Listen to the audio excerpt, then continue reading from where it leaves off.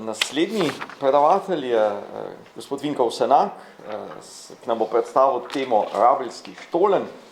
In kot Avsenaka, vsaj večina nas dobro pozna, je profesor tujih jezikov s književnostjo, književni prevajalec in član Društva slovenskih književnih prevajalcev, dolgoletni raziskovalec zgodovine Prve svetovne vojne, avtor 2 knjig na podlagi vojnih dnevnikov, pisec številnih člankov na temo Prve svetovne vojne, predvsem biografskih, je urednik in lektor revije Na fronti, specializirane revije za Prvo svetovno vojno, ki jo izdaja Društvo Soška fronta iz Šempetra pri Gorici, katerega član tudi je. Z gospodom Vinkom Avsenakom sodelujemo že vrsto let, je pomemben sodelavec parka vojaške zgodovine, nanj se večkrat obrnemo z raznimi vprašanji na temo Prve svetovne vojne. Gospod Vinko, prosim.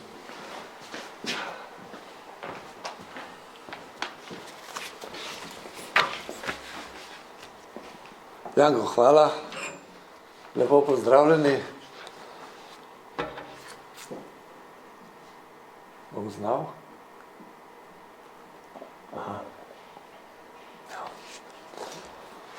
Kot smo že slišali, je za preskrbo fronte so bile zelo pomembne Vršiška cesta, Južna železnica, Bohinjska železnica, Bohinjska žičnica, Vršiška žičnica, Baška grapa in tako naprej. Dosti manj je pa znano, da je bila za preskrbo fronte, sploh zgornjega Posočja, za 10. armado, ključnega pomena Rabelski štolen.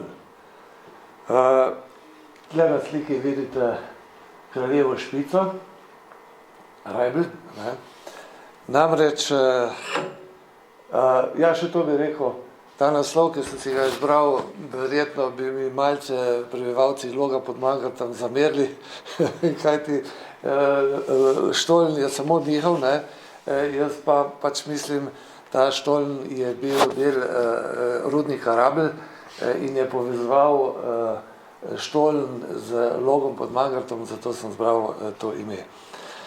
Rudi svinca in cinka, 2 zelo strateško in vojaško pomembni kovini, so v Rablju kopali že Rimljani, stari Rimljani, domnevno pred njimi celo Kelti. In kot vemo, je cesar Julij Cezar pa njegov posinovljenec Avgust sta gradila cesto preko predela z razlogom.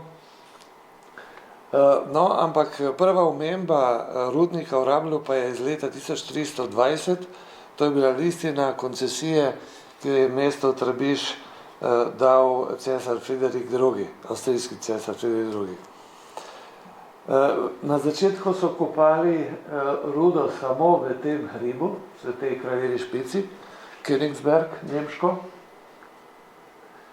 Potem pa se je rudnik vse bolj širil, vse bolj je šlo globlje, levo, predvsem levo, ker so bila tudi, ruda je bila bogatejša nahajališča. Kop se je razmahnil predvsem v času cesarja Franca I., to je bil ta znani nasprotnik Napoleona z tistih časov, in so zato tudi poimenovali rudnik Kaiser Franz Erbstollen, dedni rov cesarja Franca. Nekaj vedut takratnega Rabla.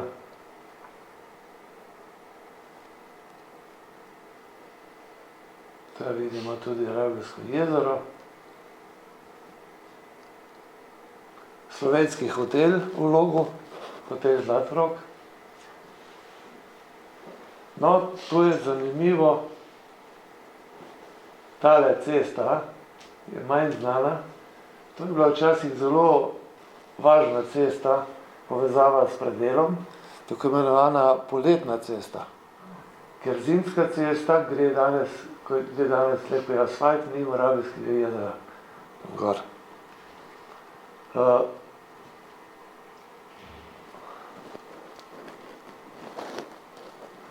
No, se mi zdi zanimivo, da to omenim, v sestavi rudnika je bila tudi rudniška bolnišnica. za ambulanto, v njej so se zdravili rudari in pa vsi njihovi družinski člani, se pravi celo področje Bovška in to. In Lužani so se vozili to bolnišnico preko rova, preko tega Štolna. Tudi otroci in vsi člani družine. In ta bolnišnica se je 8. januarja 1910 nenadoma v celoti pogreznila v zemljo, zginila, jo ni bilo, zelo globoko.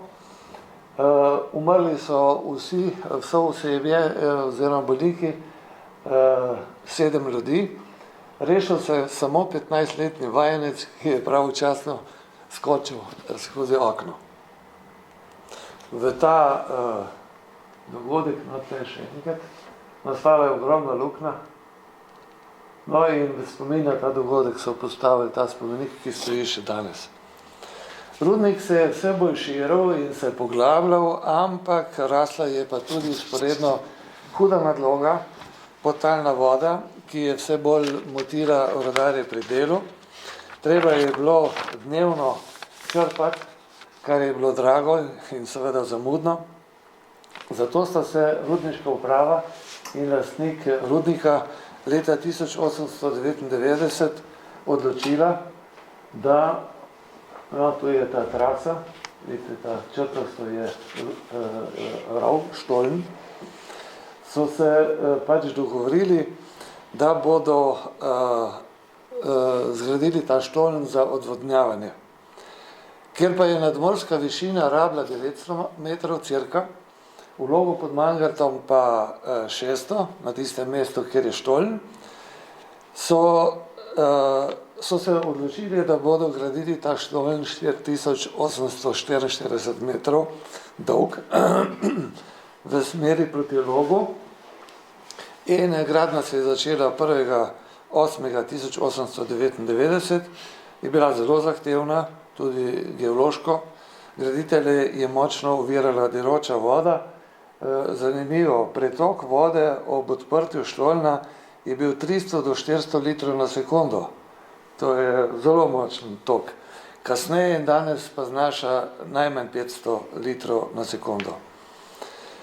Ob vrtanju so sočasno gradili tudi ozkotirno železnico, s pomočjo katere so material, ki so ga kopali, vozili. Vrtali so iz obeh strani, iz Rajbla in iz Loga.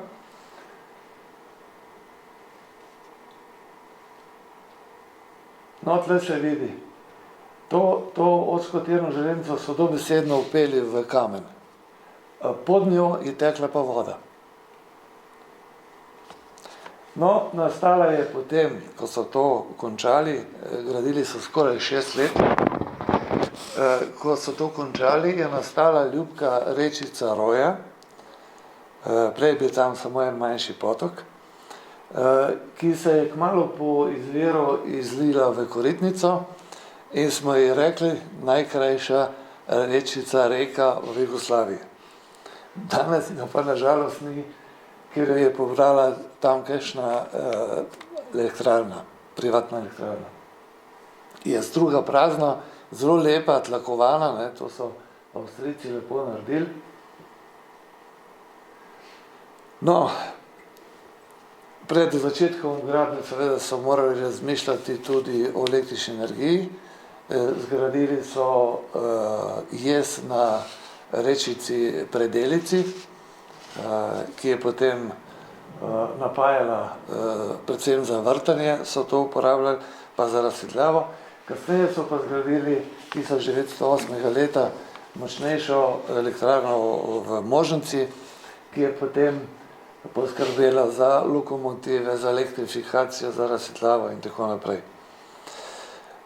Zanimivo je, torej gradili so z obeh strani hkrati, in ko so se po slabih 6 letih ekipi srečali, sta ugotovili, da je bila razlika v vzdolžni osi rova med obema stranema samo za slab meter po širini, si predstavljate, takrat za tiste čase, 4800 metrov, dolg rov, se pravi po širini za slab meter in samo 20 cm po višini. Rov je bil, torej, kot sem že rekel, dolg 4844 metrov, širok 2,2 metra, visok pa 3,2. Za tiste čase je pomenil velik inženirski podvig in še posebej zaradi gradnje o prisotnosti te nadležne vode. In je danes seveda tudi pomemben tehnični spomenik. Rajbelj je bil v prvi svetovni vojni nevralgično vitalno središče. Vojske je bilo vrvež velik. Tu je slika, tamle je šola, tole je šola. To je bil postajanje vojakov pred prestolonaslednikom Karlom. Vojske je bilo ogromno, topovske baterije, 2 možnarja 305 pri pokopališču v Rajblu.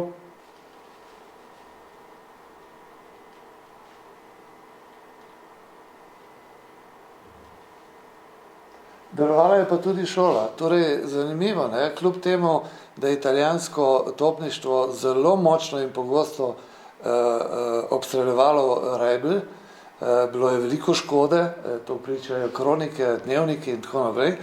Kljub temu so prebivalci ostali, ker je bil rudnik tako pomemben, ne, in brez prebivalstva ni bilo rudnika, seveda so ostali tudi rudarji. So pa zaradi zaščite, tudi to se mi zdi zanimivo, zgradili takrat iz rudnika proti vasi 500 metrov dolg tunel. In delovala je tudi šola. No, to je Rajbeljsko jezero, takrat. To je danes, zadaj je Rebica. Rajbeljsko jezero, vidite, kakšna je bila cesta, Boga. Zadaj je trdnjava, ki so jo Italijani onesposobili kmalu na začetku vojne. Ista trdnjava, še enkrat. Kaj pa ta ima za početi z Radnom? Prežih Voranc. Torej, ne zamerite, da sem še tole uvrstil noter. Jaz sem namreč pred nekaj leti začel ugotavljati, da stroka, da se je absolutno premalo poglobila v vojaško pot Prežihovega Voranca. Vse mogoče napačna tolmačenja so bila in seveda tudi danes. Predvsem glede kraja in pa kraja in trajanja Prežihovega prisotnosti na soški fronti. Jaz sem se tega lotil in ugotovil, da je bil v Rablju, ne? Tega ne omenja nobena študija. Prežihov Voranc sploh ni bil na Doberdobu, kot se govori.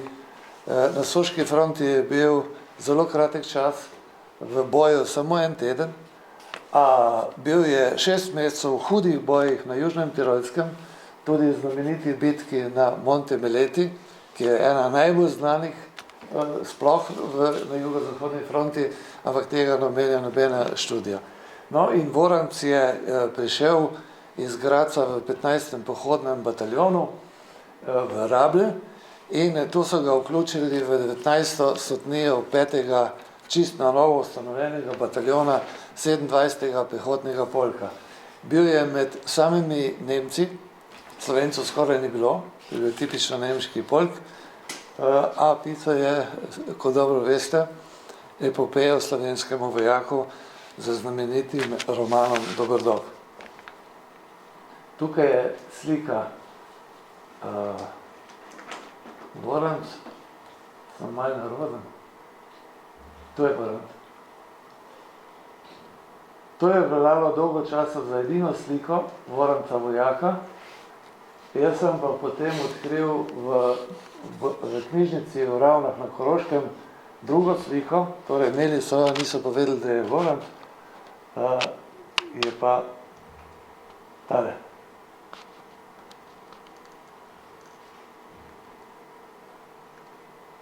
No, to je dvigalo v Rajbeljskem rudniku, zelo pomembno, kajti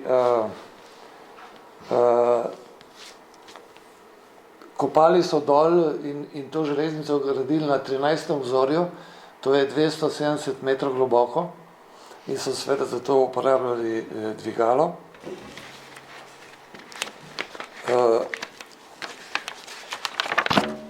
Tam se odzadaj tudi vidi ta jašek oziroma to dvigalo.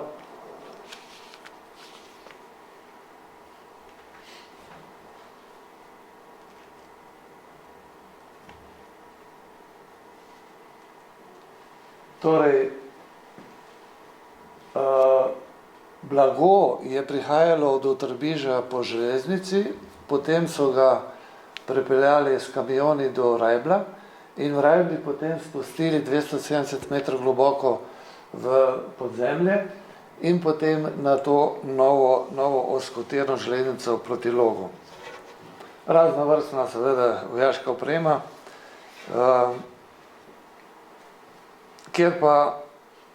Ker pa se je promet med vojno zelo povečal, so potrebe rasle in zato je bil rov tudi vse skozi deležen izboljšav, povečevanje zmogljivosti.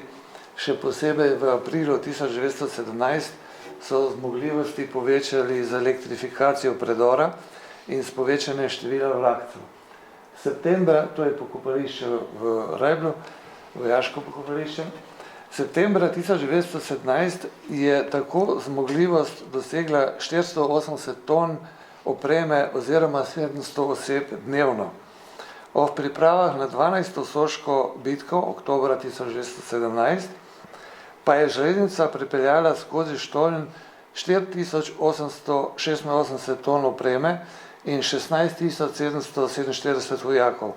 Skupaj naj bi med vojno s 33.485 vlakci oziroma z 400.157 vagončki prepeljali skozi Štoln 446.890 vojakov in 240.000 ton materijala.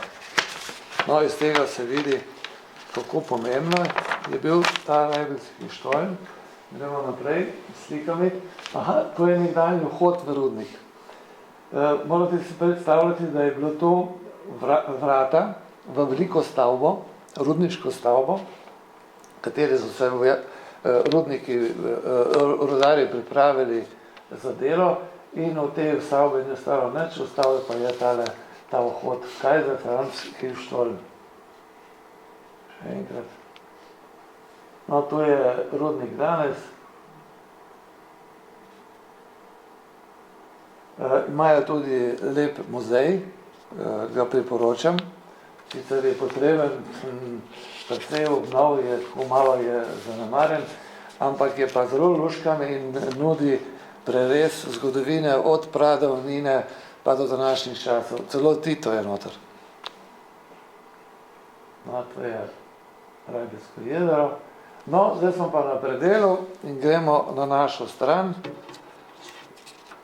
Na naši loški strani, evo, to je ta trdnjava na predelu, ki je tudi so Italijani usposobili takoj na začetku vojne. Pa druga, na naši strani, ki je bila med vojno skladišče, nekaj časa, tudi to so potem obstreljevali. To je danes. Loška dolina. No, na naši strani je vodil delovodja 32-letni Anton Cudar, nekdanji rudar, kasnejši gostilničar in loški župan. Za svoje delo je bil odlikovan s srebrnim križcem za civilne zasluge. Bil pa je nono moje žene. Morda je prav to krivo, da sem se zastrupil za zgodovino Prve svetovne vojne. Štoln so začeli graditi 1. avgusta 1899, dokončali pa 20. junija 1905. 16. julija 1905 je bila v Logu pod Mangatom slovesno odprtje s sveto mašo, to je prav ta dogodek, z govori, s podelitvami, odlikovanji in tako naprej. Štoln je bil, no, nekaj slik, to prevažajo ranjence, to sem pozabil povedati. Torej, prevažali so po železnici vojaško opremo vse sorte, nazaj so pa vozili v glavnem ranjence, ne, na zdravljenje. No in to je prav to je konvoj ranjencev.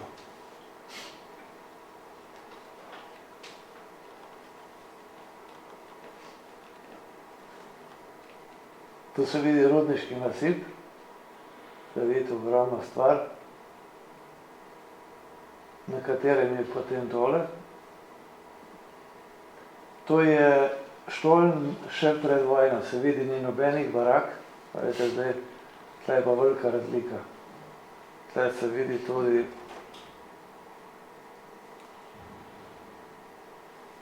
pokopališče, glede na to, da je tle še prazno.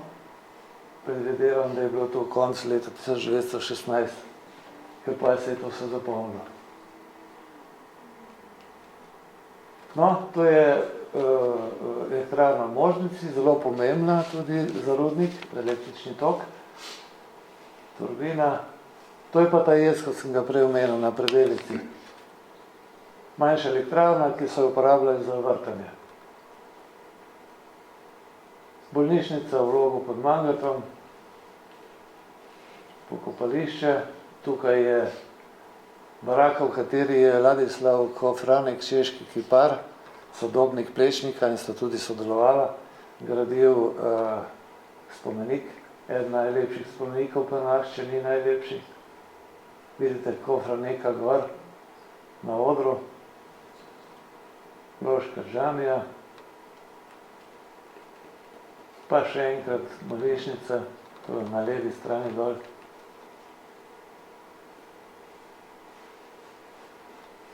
Osebje bolnišnica.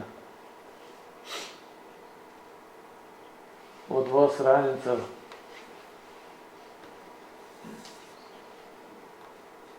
To so pa zbirali prispevke za vdove in sirote padlih vojakov.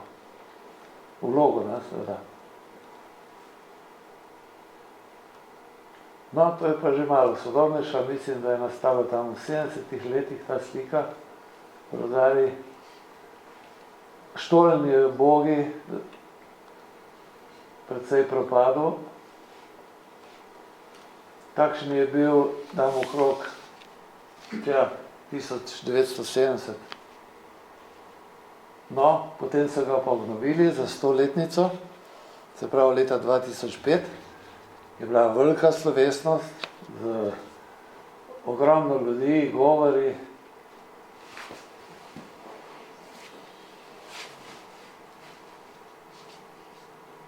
Vojaško pokopališče, Log.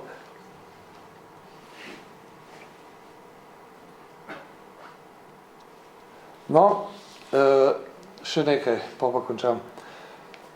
Štoln je bil izrednega pomena tudi za prevoz rudarjev na delo. Iz vsega Bovškega, to so bili celo Srpenice, so hodili na delo.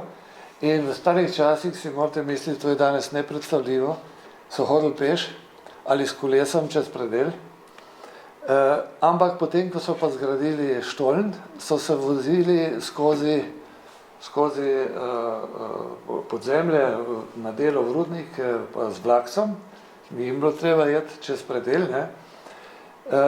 In tako je bilo tudi v času socialistične Jugoslavije, ko pa se je Štoln prelevil v svoj vrsten mednarodni mejni prehod, na katerem sta delala red miličnik in carinik.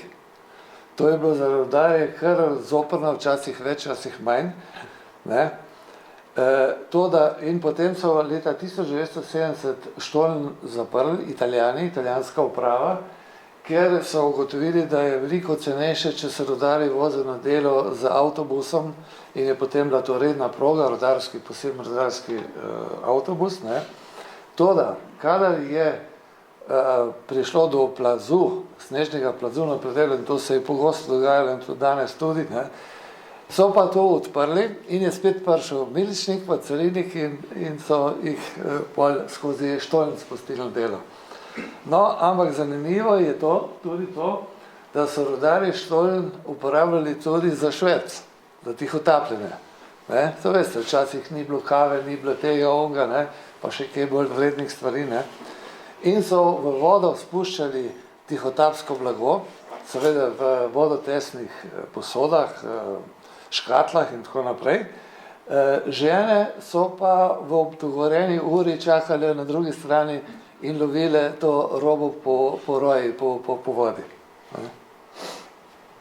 No, tole moram zdaj malo povedati. Se vidite, da sem zaljubljen v Log pod Mangartom. Znamenitost Loške doline so predvsem slapovi. Jih je čez 100, okoli 120, eden lepši od drugega. To je manj znano, ne? Glede na to, kako je ta dolinica majhna, je to število neverjetno. So zelo lepi. Ne?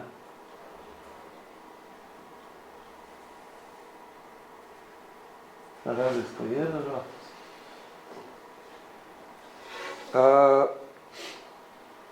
Še to, rudnik je bil zaradi onesnaževanja večen predmet spora med Jugoslavijo in Italijo. So bile razne polemike in tako naprej. Onesnaževala se je Koritnica, z njo potem Soča in tako naprej. No, in ko je prišla gospodarska kriza, rudnik je postal nerentabilen, to zaradi konkurence, recimo Čile je takrat dvignil zmogljivosti, so potem rudnik 30. junija 1991 po 672 letih znanega obratovanja zaprli.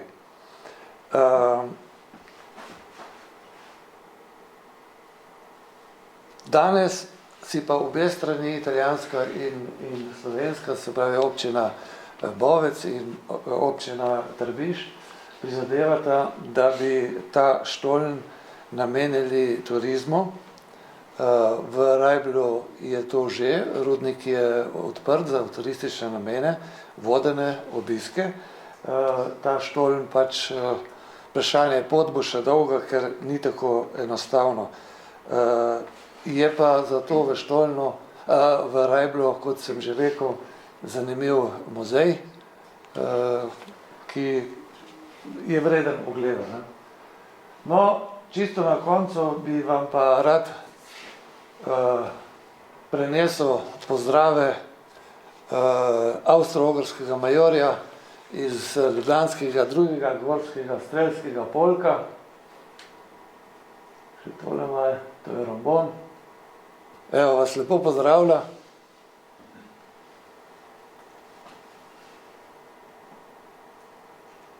Hvala za pozornost.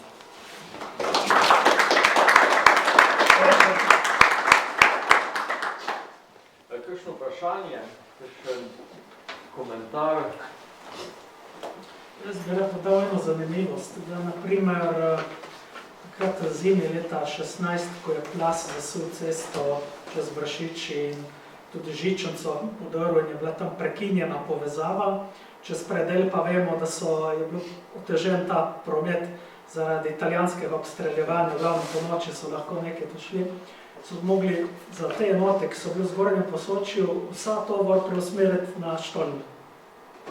Za tiste neke mesece. To sem pozabil povedati, ne, da je bilo nemogoče, skoraj nemogoče voziti preko predela, ki je bil pomembna prometna žila. Ne. Samo to so delali po noči, pa tudi to bolj samodelno, ne, ker Italijani niso bili naumni, so vedeli, tudi voziti brez luči se ne da. Ne. Tako da so bil ta Štoln potem idealna, genialna rešitev. A je poznana še kakšna druga fronta, tako skozi tak rudnik, tako dolga podzemna? Ne vem, če je, ne? Jasno. Koliko je bil pa kolotek pri tej železnici? Tako 600? 500 mm so bili tiri. 500? Ja, 500, ja. Aha, pa je vloži, belovodniški to. Ja. Oskotirno, zelo posebna.